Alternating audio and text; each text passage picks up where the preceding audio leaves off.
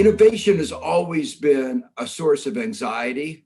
Luddites broke up machines because they were afraid that they would displace workers and lead to more unemployment. The techno-optimists have said, don't worry. We had innovation at the beginning of the 20th century. Automobiles replaced the horse and buggy. And they say, what we saw then was that we created more jobs, and all the anxieties of innovation leading to more inequality proved to be wrong. It ushered in an era of the middle-class society. I want to argue that, to use that famous phrase, this time may be different. The new innovations may be different, and especially so if we don't manage the innovation process well. And I'll talk about what I mean. The reason why some of the new innovations, particularly artificial intelligence, are different is the following. The earlier innovations created machines that were stronger than humans. And then in the middle of the last century, they created machines that could calculate, that could process information better. But what is new about artificial intelligence is that they've created innovations that can learn. And in limited domains, admittedly, but within those domains, they can learn faster than humans. And the domain over which they can learn has been expanding a great deal. There are many problems with the nature of their learning. There are many problems with the way they function. There's been a lot of concern in the United States about the built-in discrimination, racial and gender discrimination about a lot of the algorithms. There's been a lot of concern about the harms being promoted by the algorithms. And that's a topic that I'll maybe, if I have time, talk about at the end. But the fundamental point I want to emphasize is that while in the past, a lot of the innovations predominantly were what might be called labor using. That was a term that Hicks talked about, which was that at existing factor prices, they drove up the demand for labor, and the result of that was they drove up wages. Moreover, they necessitated training labor. And that's why employers demanded stronger education. And we had an era of strong support for public education. It was a political economy that created an educated middle class, that created a more egalitarian society from which we've all benefited. The worry, as I say, is that this time is different. This time, innovation may be labor saving, which means in the terms of Hicks, that at existing factor prices, the demand for labor may go down. The result of this and some other things I'm going to talk about in a second is that there may be more inequality in our society. The necessity of education for those at the bottom may be lower, and that will mean that the political support for broad middle-class education policies will be weaker. Much of the production of knowledge is occurring within firms like Facebook and Google. And the result of this is there's more inequality in knowledge. A characteristic of the old technologies was that because knowledge spread quickly, there was the belief that globally there would be convergence between the rich countries and the poor. That was a whole literature in the growth theory of Solow some 70 years ago, all about how the underlying mechanics of growth led to a convergence between the poor countries and the rich. And there was some evidence of that in the case of China and India. The gap between those countries and the advanced countries was narrowed. The new technologies, if they are labor saving, and if they are resource saving, there's going to be more and more pressure to have resource saving innovation, will reverse this process of convergence and lead to a process of divergence.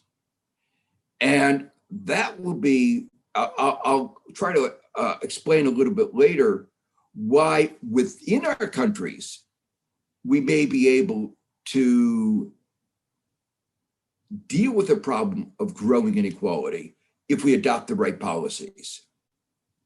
But it's going to be increasingly difficult to deal with the inequalities across countries, that we will need to have better global rules, but it will be very difficult to get the kind of redistribution that we'll have within countries to work between countries, among countries, so that we will mitigate the divergence that the new technologies may result in.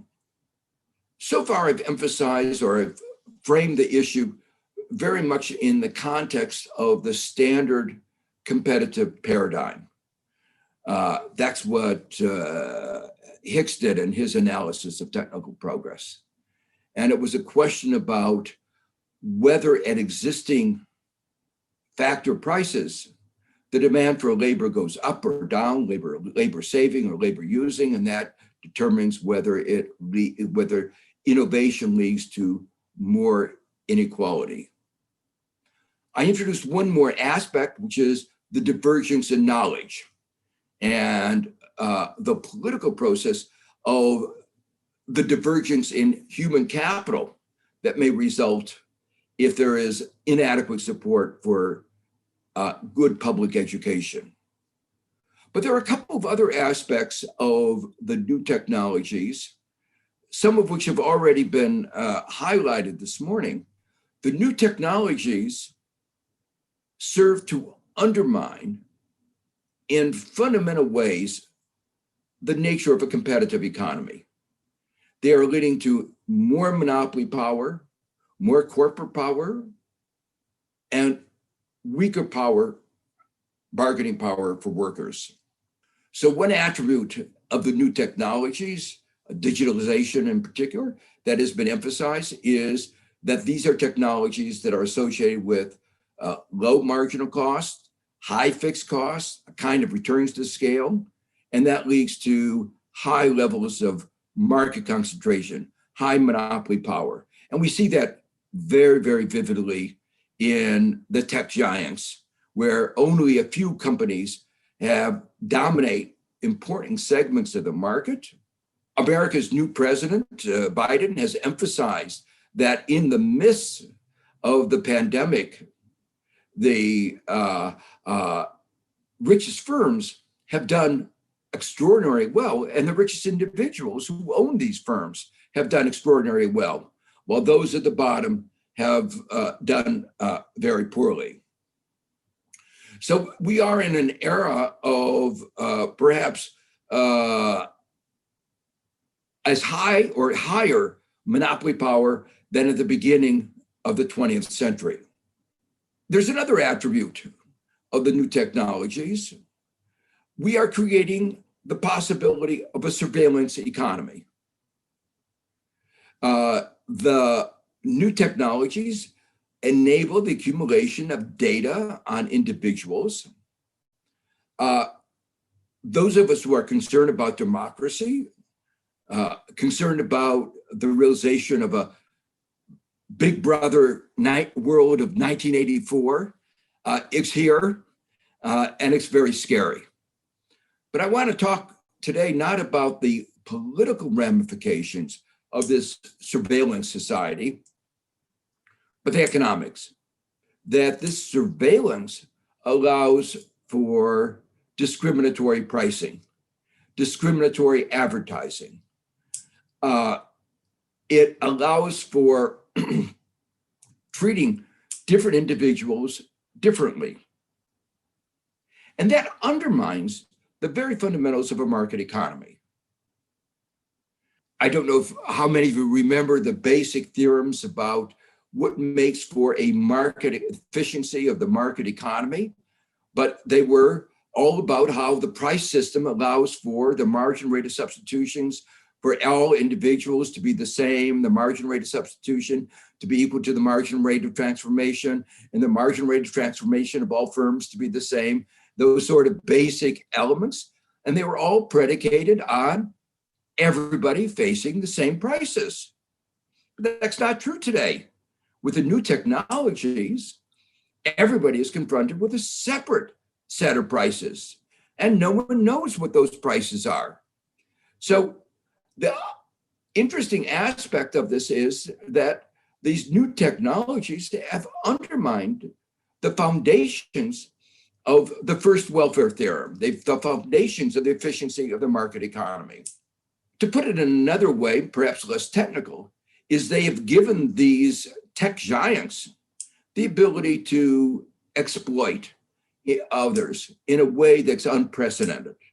They've given them the ability to extract consumer surplus, producer surplus out of other firms.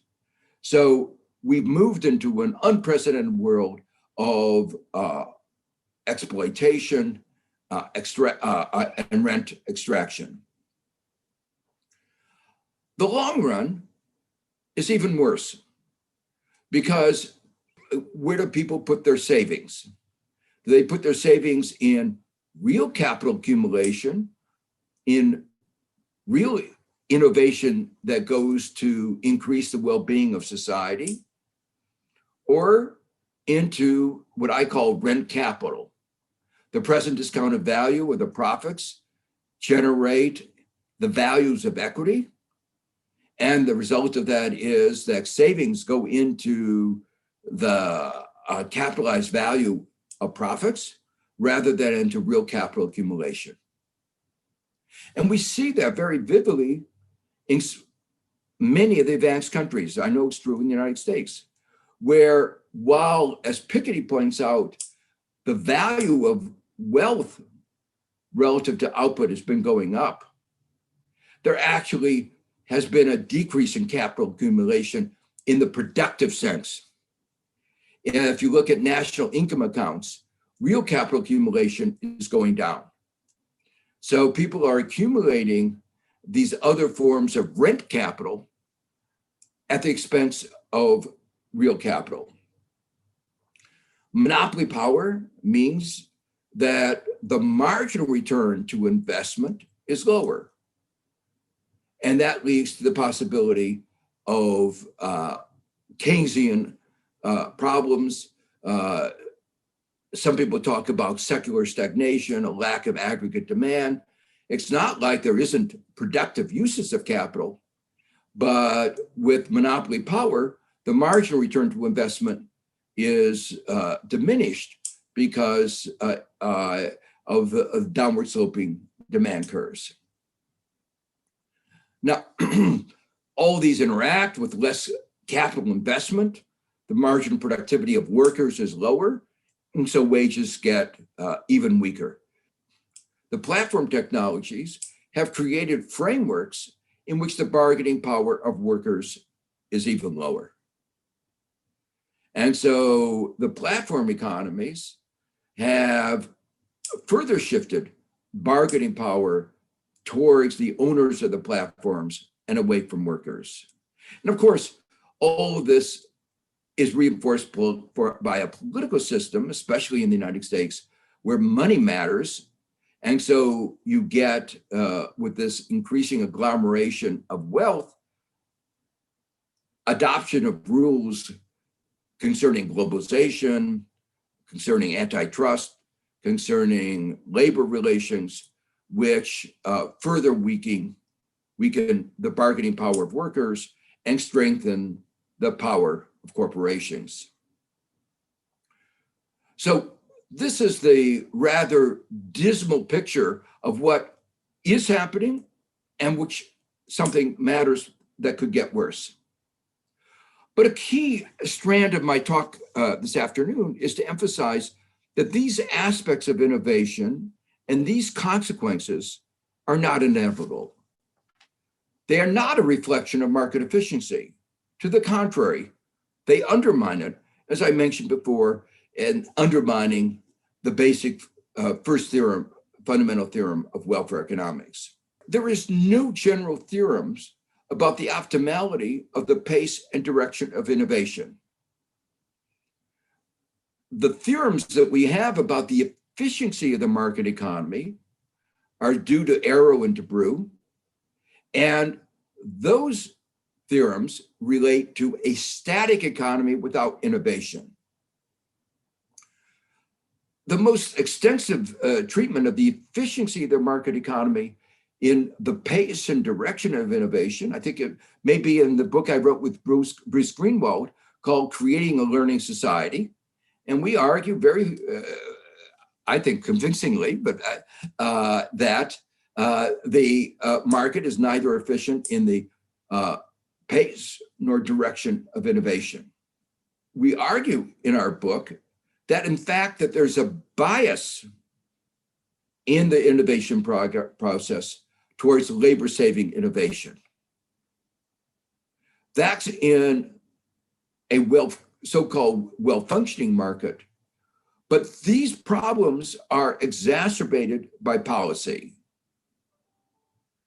Low interest rates discourage innovation that might save capital, that might be directed in another direction, because capital is very cheap. When you have interest rates at close to zero, why save capital? So monetary policy has effectively encouraged labor-saving innovation. At the same time, the burden of taxation has been disproportionately on labor. So the after-tax cost of capital, of labor, has been increased, making it even more desirable to save labor. And then we don't have prices, appropriate prices, on resources. So there's no adequate incentive for saving resources. So public policy has distorted what would have been a distortion already in the market economy, which has a tendency for excessive saving of labor, and it's made it even worse. At the same time, the problems of monopolization, discriminatory pricing are consequences of a failure to enforce antitrust laws and a failure to adapt the antitrust laws, the competition laws that we have, to the new realities of the digital economy. Europe has done a little bit better than the United States in this. Margaret Vestager took some very strong actions, and meanwhile, we've had the political influence of the tech giants has circumscribed actions in the United States.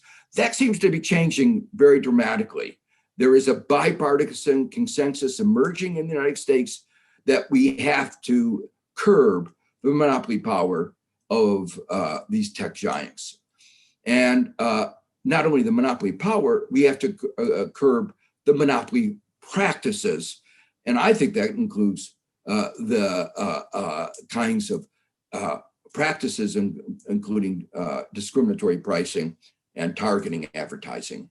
And finally, some of the distributive consequences are the result of undermining unionization and mismanaging globalization. These are all big topics, but let me just flag them as an important part of why things have turned out as badly as they have. So as we think about the array of problems that I've just described, there is an array of standard policies for addressing them. One element is redistributive taxation. And let me emphasize that within countries, there's ample room for this. The very factors that give rise to some of the problems I've described mean that you can impose redistributive taxes without worrying about some of the usual distortionary consequences. So if you tax the profits of the tech giants, that's non-distortionary. Profits taxes are non-distortionary.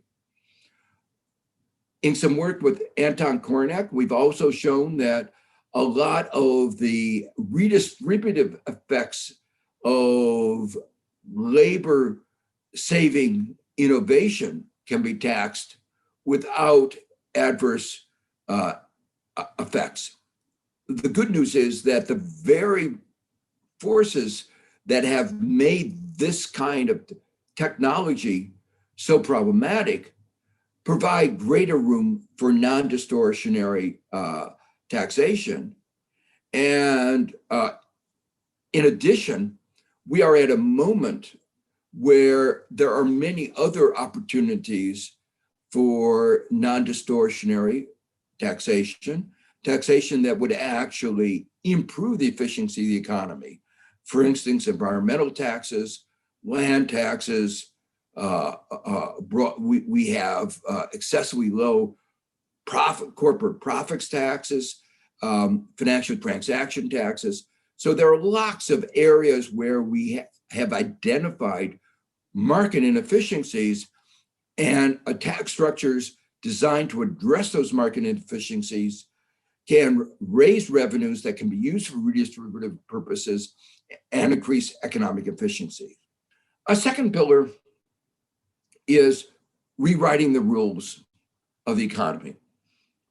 I've done two books, one called Rewriting the Rules of the American Economy, and another one called Rewriting the Rules of the European Economy, where we've gone through the various rules in their economy concerning, for instance, competition, labor legislation, globalization, financial, corporate governance, bankruptcy, and shown how together these rules, which are sort of the infrastructure, the soft infrastructure of our society, of our economy, have been rewritten over the last 40 years of neoliberalism in ways which have led to more inequality, and at the same time have not promoted economic efficiency. In fact, growth has been slowed. So there's a broad agenda here of rewriting the rules.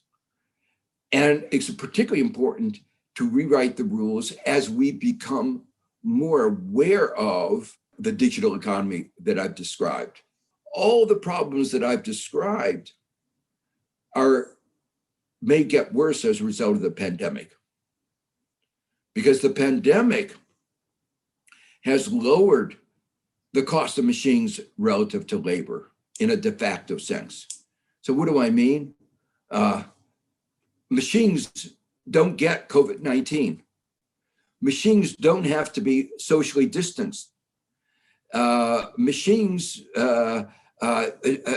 don't get sick with COVID-19. They sometimes come down with other viruses, but we've learned how to cope with those viruses a little better. So there is a little bit of a worry that all the problems that we've talked about may be exacerbated by the pandemic. And the K-shaped recovery that is going on in the United States and in Europe is certainly a harbinger that the inequalities that have been growing so seriously may get even worse, and reinforce the importance of this agenda of redistributive taxation and rewriting the rules and the rest of the agenda that I'm about to describe. A third element of that agenda is education. It's an important element. You can think public education is a transfer of human capital. It was an important element in creating the more egalitarian societies that arose in the 20th century.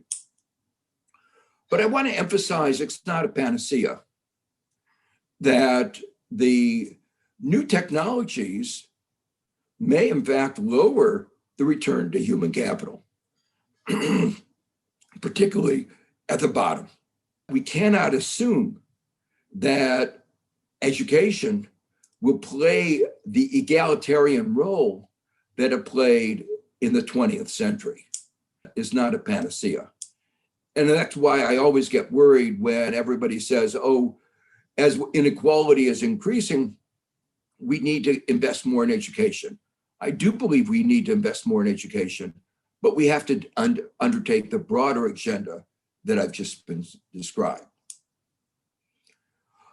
Finally,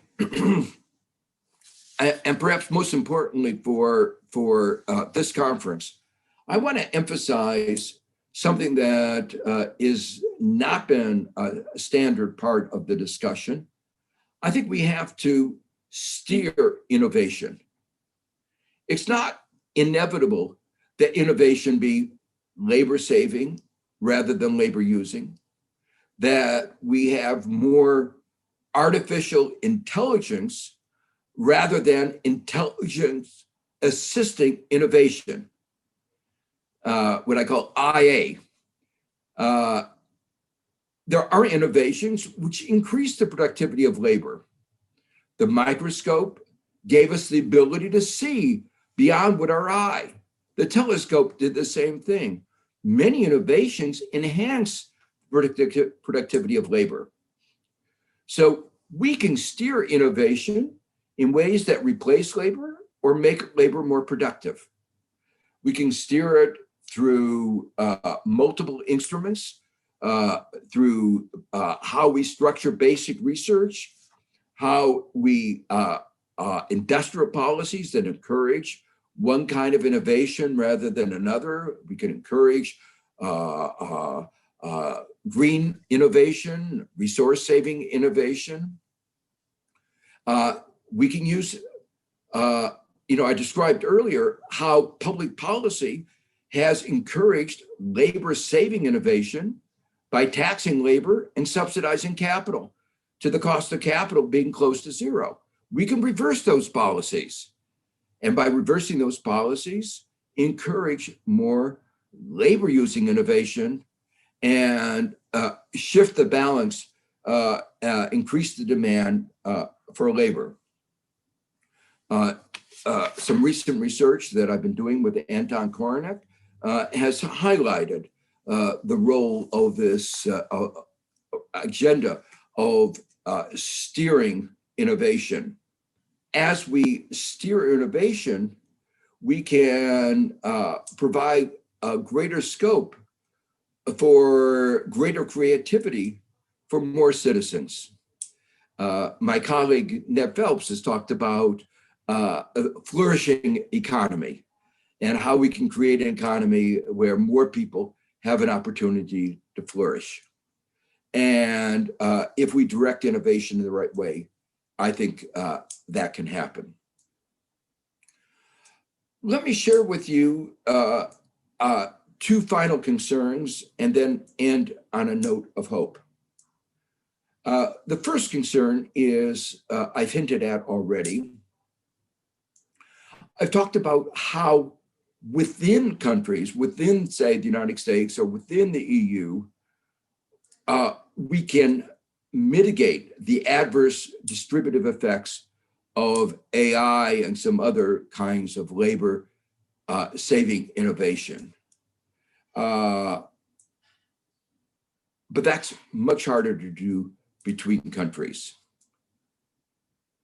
What I worry about is that with innovation being by and large labor saving and resource saving,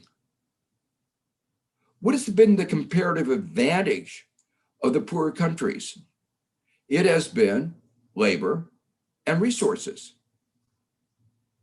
And the fact that that's their comparative advantage in a world of labor using innovation and resource using world has been the basis of the convergence that we've seen over the last century, and particularly over the last half century.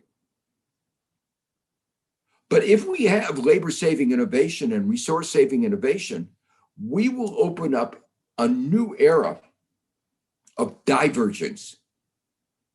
And what that has for the political economy of the world, what that implies for the political economy of the world, should be a cause of a great deal, of concern. So some of the international rules have made things even worse. We have trade rules that advantage the advanced countries relative to the poorer countries. We have rules for investment agreements. We have rules for debt that advantage the advanced countries over the developing countries and emerging markets. So we have to rewrite those rules. But even after we rewrite the rules, we will have a challenge, because unless we change the direction of innovation, or unless we establish a global framework that provides greater redistribution, I worry that there will be greater divergence between the poor and the rich countries. The second concern, again, I've hinted at, that politics and economics are always intertwined. And this is especially so when money matters.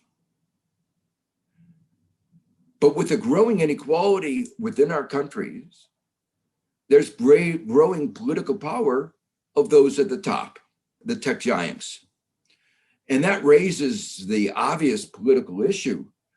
Will we be able to do what has to be done to steer innovation, to create the redistributive policies, to create the educational policies, to rewrite the rules in ways that can create the kind of shared prosperity that we hope for?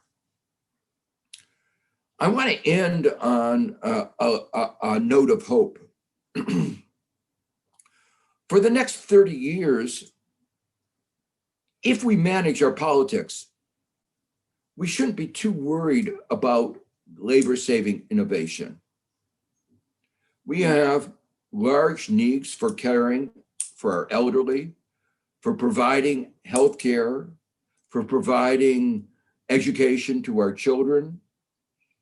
These kinds of caring parts of the caring economy, these parts of the service economy, these services won't be quickly replaced by machines.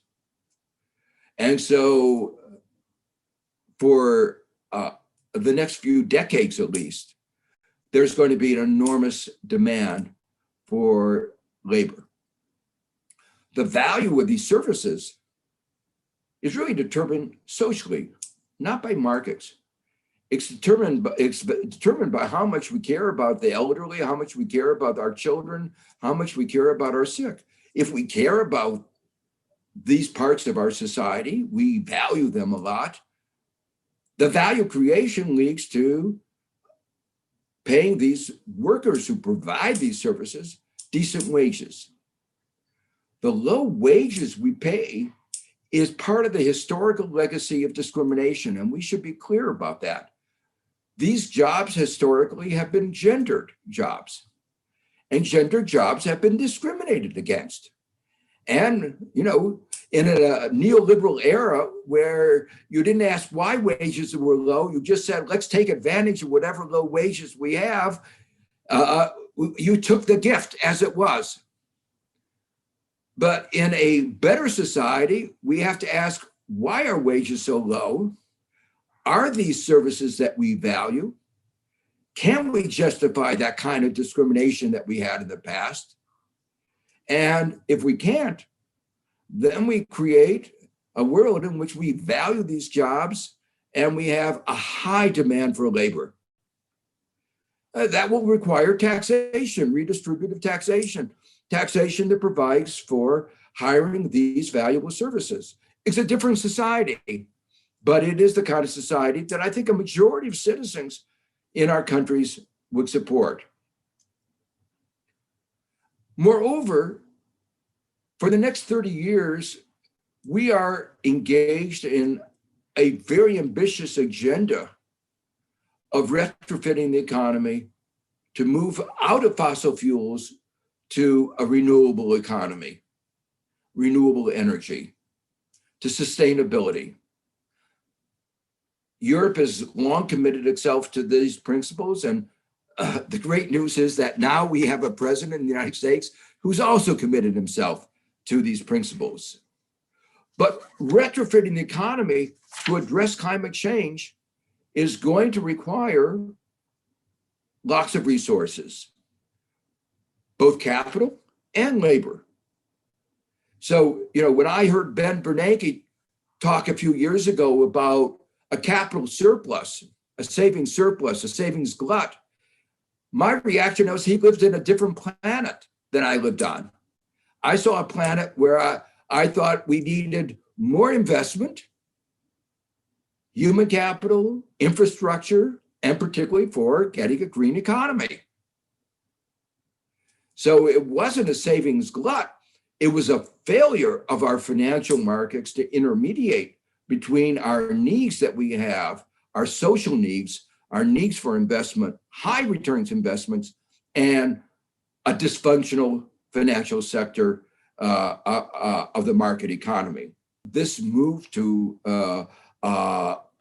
a green economy could be a growth story. Growth in the meaningful sense of sustainable increases in living standards. This is going to be a different innovation, a different era than the Industrial Revolution of some 225 years ago, or the changes that occurred 100 years ago when we had an era of high innovation. But I believe that these changes,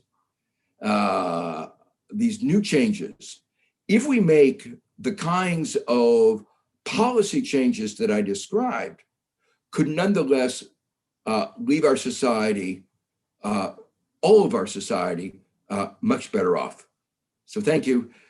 I tend to be marginally more pessimistic than Joe, in the sense that I don't see the political constituency that pushes in the direction that you are saying.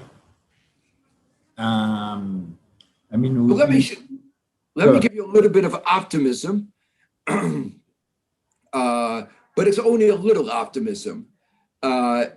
If you ask most Americans, what do they support? Do they support the various kinds of ideas that I've talked about, more equal society, raising the minimum wage, dealing with the climate change,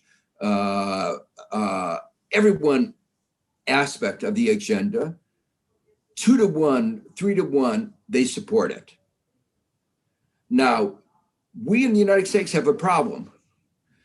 We have a democracy that is not a democracy.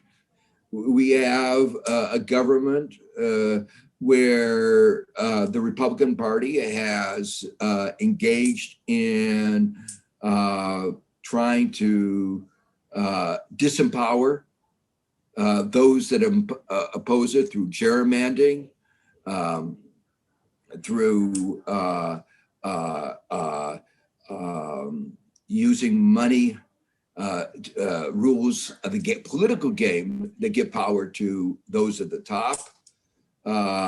So the political system, in some sense, has problems.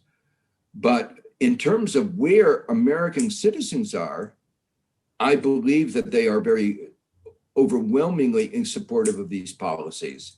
And so that gives me a source of hope that it's not going to be easy, and we saw that in the last election, though with massive mobilization, we were able to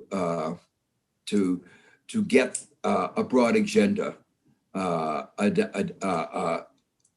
these issues supported. Probably thanks to COVID too. I mean, the only good side effect of COVID might be that one.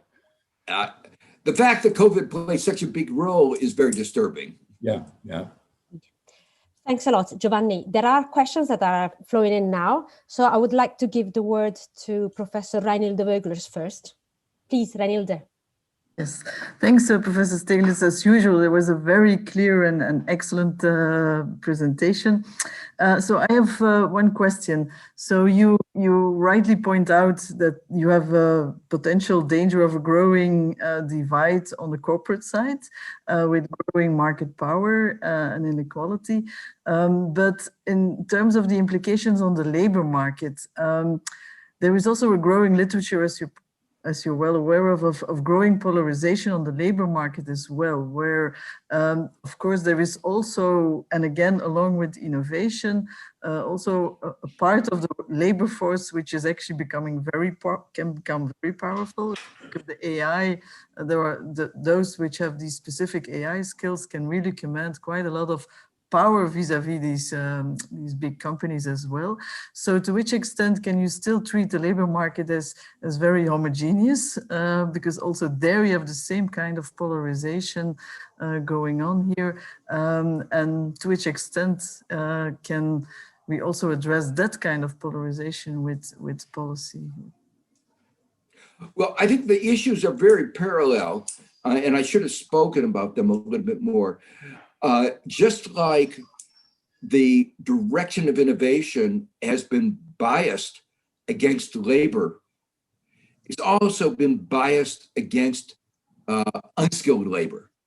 Mm-hmm. So we could direct innovation to either save or use unskilled labor. That is to say, to increase the demand for unskilled labor or decrease the demand for unskilled labor. And what we've done has been lots of innovation that replaces unskilled labor. And the effect of that is having robots compete with unskilled labor obviously is going to drive down the wages of unskilled labor. Now, there is a sense in which some of this is, I don't want to say natural, but the nature of artificial intelligence and robotization is it's easier to replace, you have machines that can undertake routine jobs. And therefore it's, you might say, easier to create innovations that replace unskilled workers that are more engaged in routine labor. But just to highlight that is not necessarily so, radiology, which is a very skilled occupation, what AI can do a better job in detecting, say, a cancer on a lung screen than humans.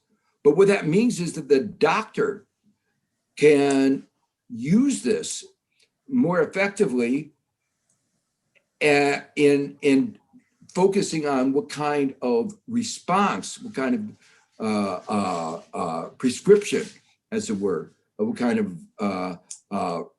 medicine to deal with. So every job involves multiple tasks. And what one can do is replace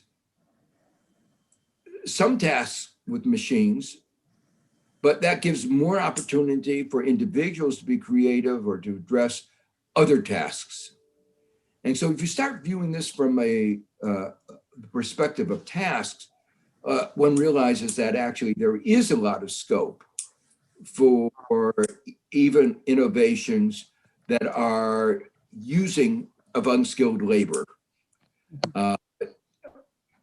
Yep, so fully need to look at the tasks and the routine component of those tasks rather than the skills here. But I also wanted to actually ask about who can capture the value from those innovations. And also there, I think it's not necessarily always the innovating firms, but also the innovating human capital that can actually capture the value from these innovations if they are really having really unique competences that companies are vying for. So the war of talents among these big innovating companies can also make sure that it's also labor, at least innovative labor, that can capture the value from innovation here as well.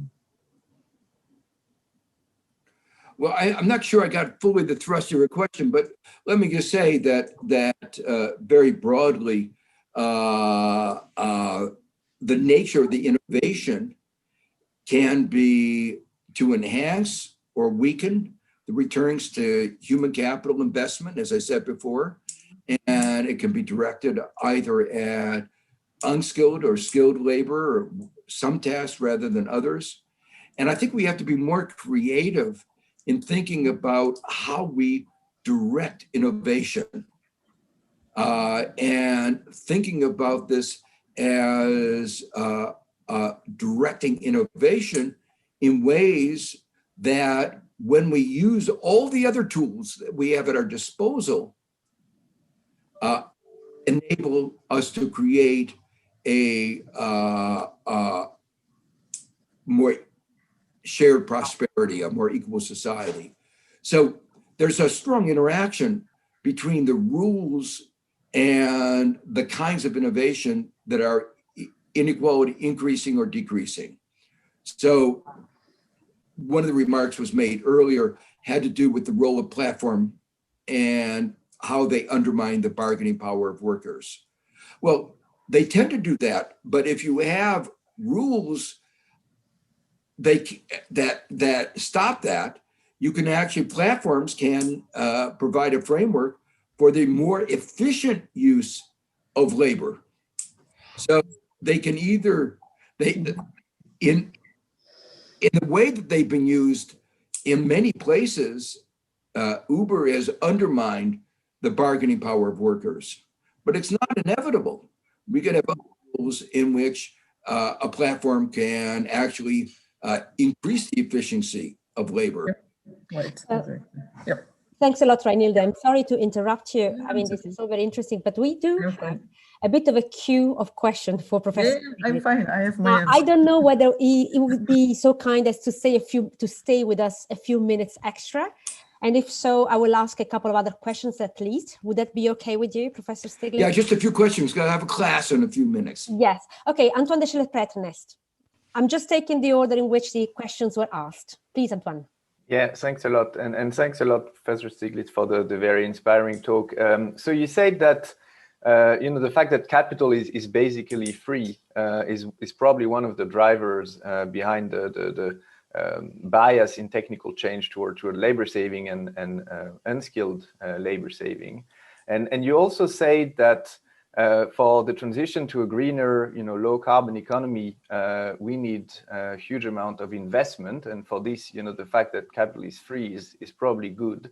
So I was wondering if there was, a kind of a potential contradiction between transition to a greener economy and perhaps more, equal economy, with less job polarization and so on. Thank you.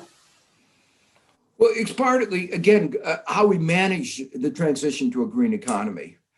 I think as I look at the move to a green economy right now, there is a lot of potential demand, particularly for unskilled workers. For instance, investments in insulation, investments in solar panels.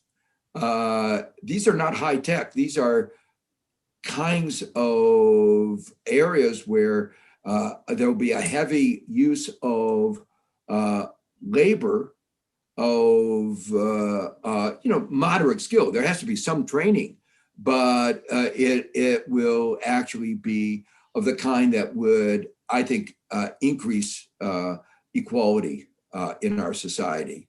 So just, in a way, every policy can be shaped in ways that can either increase or decrease inequality.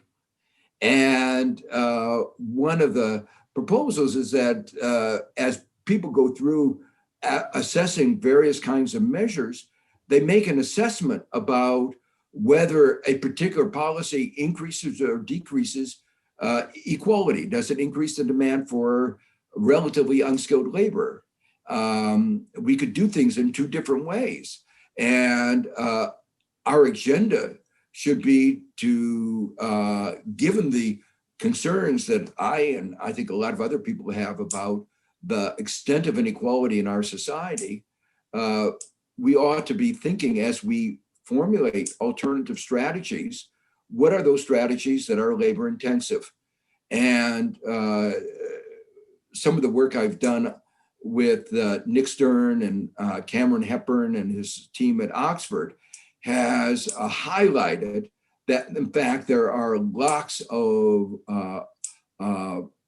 opportunities for these labor-intensive, high multiplier investments that'll be particularly important as part of the recovery from the pandemic.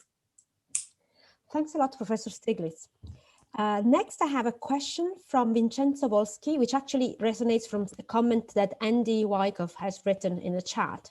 And it's about how to act against the worsening you provide, how to enforce the big companies and financial capital to appropriate the produced value. And Andy adds to this, what do you make of the efforts to unionize Google and Amazon? Will they prevail? As we shift labor into the caring economy, can we revive unionization? You hinted at before. Yeah, so I think the good news is over the last, in most recent years, there's been an increase in unionization in the United States in the private sector.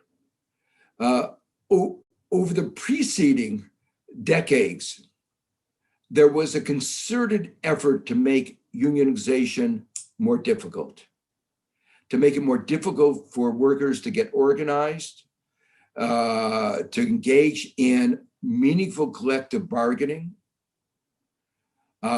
There's an interaction of multiple parts of the rules.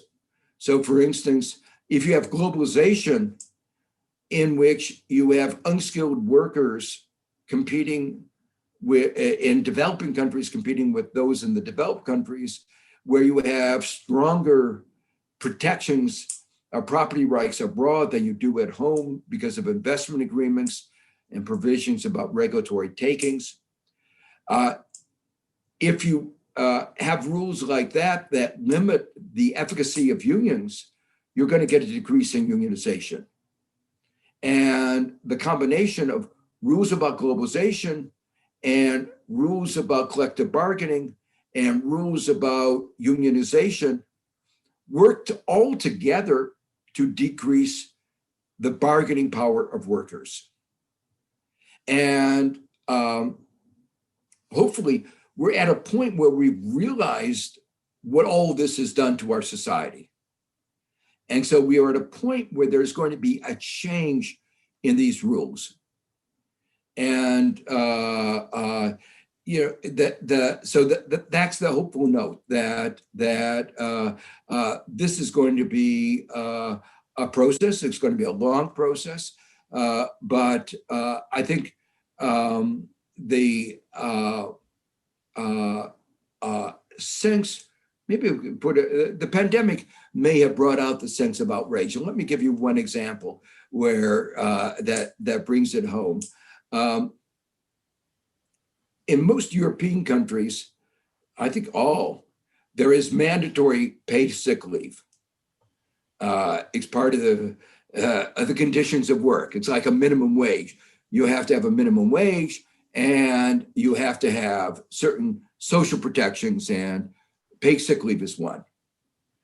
In the United States, the minimum wage is the same as it was 65 years ago, adjusted for inflation. Not been a pay raise at the bottom for more than a half century. Can you imagine that? No pay raise for 65 years. But there's also no mandatory paid sick leave. In the midst of COVID-19, we realized that with so many Americans living paycheck to paycheck, some 40%, they would go to work if they could, even if they were sick. And of course, that meant the disease spread. It was a threat to all of us, not only the individual, but it was a threat to our society. And so we passed a mandatory paid sick leave. But then the largest corporations, those with more than 500 employees, lobbied to get themselves exempt. That's about 50% of all American workers.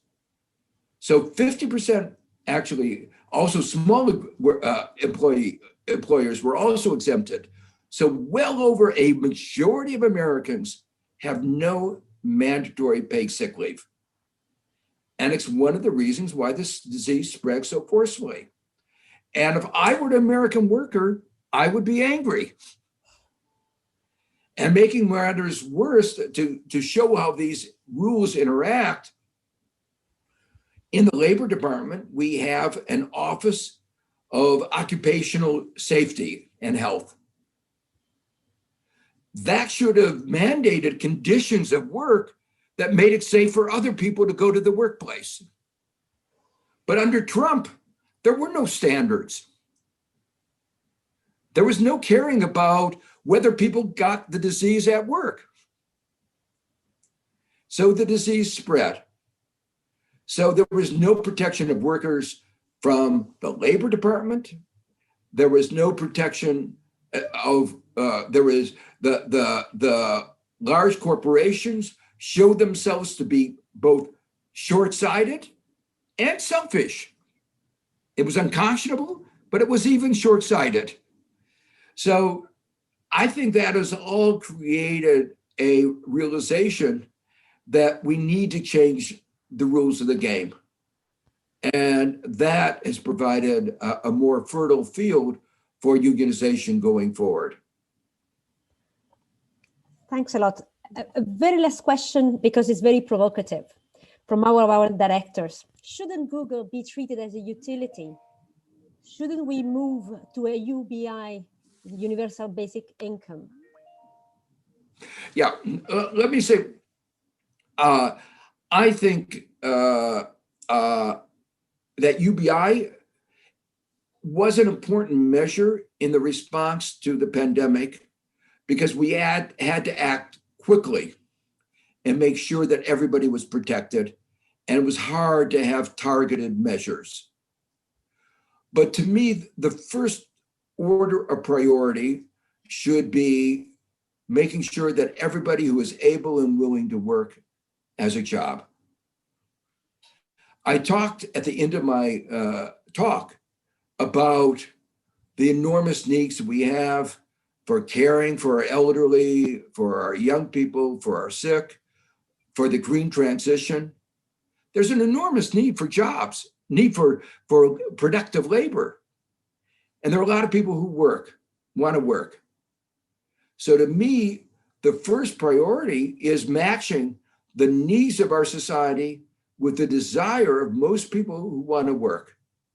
And that goes to the desirability of having a government program for guaranteeing employment, that if the market doesn't provide jobs, government should provide jobs, because we have so strong needs in our society of the kinds I described. And if we haven't figured out ways to get the market to meet those needs, then the government needs to step up to fulfill those needs.